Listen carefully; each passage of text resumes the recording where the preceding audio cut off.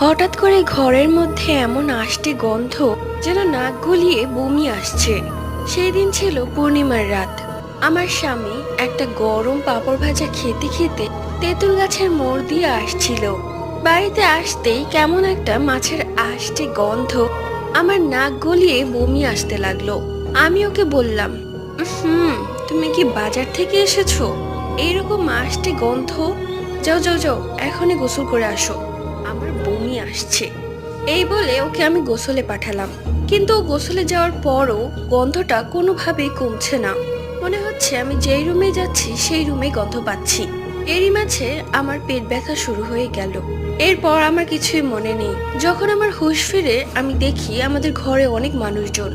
আমার স্বামী আমাকে বলল, এই তুমি ঠিক আছো? তুমি এরকম করছিলে কেন? দেখলাম পাশে একজন হুজুর বসা। পরে জানতে পারি আমাকে জিনে ধরেছে।